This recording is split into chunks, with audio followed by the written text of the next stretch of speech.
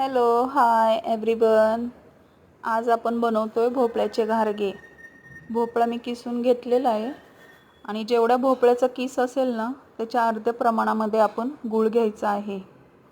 भोपळा आणि गूळ हे दोन्ही पण आपण फ्राय करून घेणार आहोत, म्हणजे जेणेकरून भोपळाही थोडाफार शिजून जातो आणि गुळाचं जे पाणी सुटतं गुळाला तेही आटून जातं. आपण थोडं एक 5 ते 10 मिनटं त्याला छान फ्राय करून घेणार आहोत, म्हणजे भोपळा शिजून निघेल. आणि भोपळ्यातलं पाणी आटलं की त्याच्यामध्ये आपण विलायची आणि जायफळ पावडर थोडीशी घालून परत एकदा मिक्स करून घ्यायचे. हे चांगलं मिक्स झालं की आपण त्याच्या एका परातीमध्ये काढून घ्यायचे.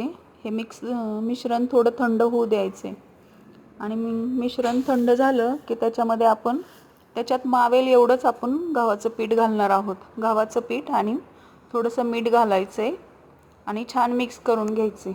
पाणी टाकायचं नाही आहे आपल्याला.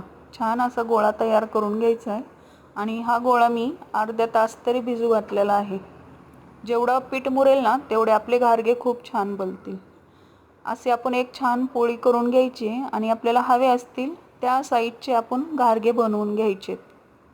पोळी लाटून झाली ना की त्याच्यावरती आपण खसखस घालून परत एकदा लाटून घ्यायचे, म्हणजे खसखस इकडं तिकडं होत नाही आणि घारगे पण छान होतात.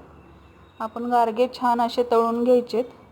कमी फ्लेमवरतीच तळायचेत, कारण जळतात ते लगेच गूळ टाकलेला असतो ना त्याच्यामुळे. तर तयार आहेत आपले मऊ आणि लुसलुशीत घारगे. Thank you so much.